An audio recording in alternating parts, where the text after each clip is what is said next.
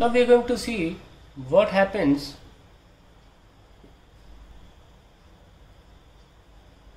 when an uncharged conductor is placed near an isolated charged capacitor, charged या capacitor ही बोल दो, isolated capacitor. जैसे कि हमने अभी देखा था कि एक अकेला स्फीयर कैपेसिटर होता है अपने आप में, तो अगर हम उसके बाजू में एक अनचार्ज कंडक्टर रख दें तो उसकी कैपेसिटेंस पे क्या फ़र्क पड़ेगा। लेट अस सी, सपोज हमने एक मेटल बॉडी ले ली और उस पर चार्ज दिया हुआ है। I am not concern with sphere right now, I am just going to give you a concept, इसलिए मैंने कोई रैंडम शेप ले लिया। मैं कोई पोटेंशियल का फॉर्मूला लिखने में अभी इच्छा नहीं रख रहा हूँ, तो मैंने इसको पोटेंशियल प्रोवाइड करी बाय प्रोवाइडिंग इट चार्ज। और चार्ज कहाँ से लाया मैं, इन्फिनिटी से इस पर रख दिया चार्ज लाकर। तो इसकी कैपेसिटेंस जो है वो अभी क्यू बाय वी है, ये कैपेसिटेंस है इसकी, where V is the potential due to the positive Q charge. ठीक है, अभी क्या हुआ, मैंने अब इसके बाजू में एक मेटल पीस रख दिया ऐसे, ठीक है, मेटल बॉडी एक और रख दी। तो उससे क्या हुआ कि इस प्लस को देख के यहाँ पर माइनस इंड्यूस हो गया, माइनस क्यू आई, और यहाँ पे बाजू में प्लस क्यू आई इंड्यूस हो गया। तो अभी क्या हुआ कि अब माइनस क्यू आई जो है, इस माइनस चार्ज की वजह से इस दूरी पर इस कंडक्टर पे पोटेंशियल होगी। Let it be represented by V I minus, क्योंकि इंड्यूस चार्ज है तो हम इंड्यूस का आई लगाएंगे और माइनस साइन का माइनस साइन लगा देंगे कि भाई यहाँ पे कुछ माइनस चार्ज था, उस क्यू की वजह से यहाँ पर कुछ पोटेंशियल होगी, तो वो पोटेंशियल हमने लिख दी, इस कंडक्टर पे पोटेंशियल इस चार्ज की वजह से होगी, लिख दी। ऑल्सो ये प्लस क्यू चार्ज है, उसकी वजह से भी कुछ पोटेंशियल होगी इस कंडक्टर के ऊपर, इस प्लस क्यू की चार्ज की वजह से, तो लिख दिया हमने वी आई प्लस।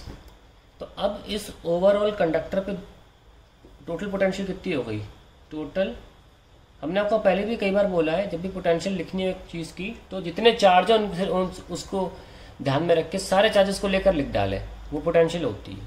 ठीक है, तो टोटल इलेक्ट्रिक पोटेंशियल ऑफ ये वाला कंडक्टर जो चार्ज था, वो ये तो खैर इंड्यूस होके हुआ है, तो अगर मैं चार्ज कंडक्टर लिखूंगा तो कोई कन्फ्यूजन की बात नहीं, चार्ज से भी ये वाला था charge conductor. Total electric potential क्या होगी, लिख लेते हैं, ड्यू टू वी टोटल, एक तो due to plus Q charge जो कि हम लेकर आए थे, क्या brought from infinity, plus due to minus Q induced plus due to plus Q induced. ठीक है, अब इनको लिख लेते हैं, तो वी टोटल क्या आ जाएगा, एक तो वी सिंपली जो था plus V I minus plus V I plus, ऐसे ही रिप्रेजेंट किया भी था हमने। लेकिन एक इम्पॉर्टेंट बात है, ये तो हम जानते हैं कि माइनस चार्ज की वजह से जो पोटेंशियल होगी वो नेगेटिव होगी, ये वाली जो पोटेंशियल होगी लेस देन ज़ीरो होगी, और ये प्लस वाले चार्ज की वजह से पोटेंशियल ग्रेटर देन ज़ीरो होगी।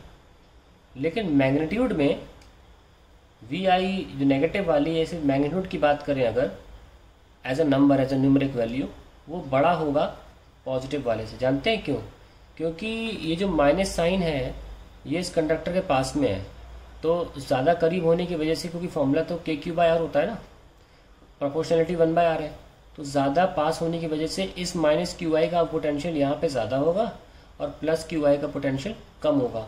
तो अल्टीमेटली ये जो वी आई माइनस है ये इससे बड़ा है। तो अगर हम नोटिस करें, let's change the page,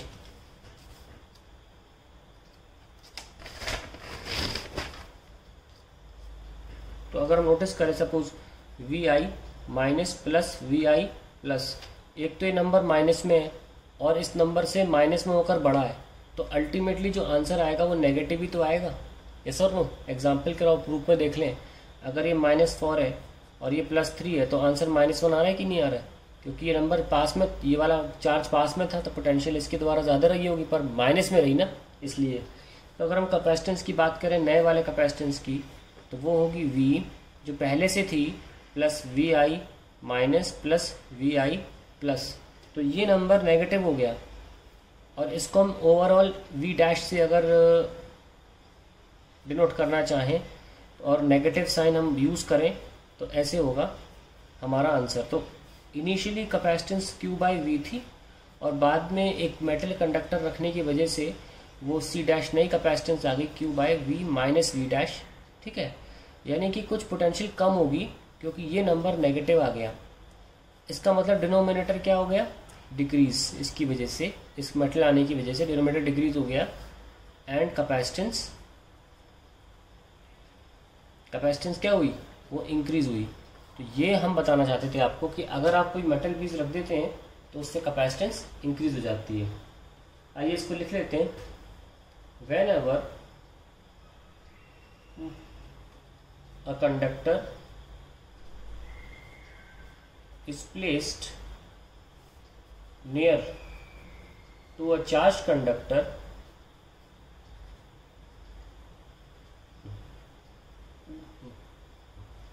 then the overall capacitance of the system increases. Such a pair of conductor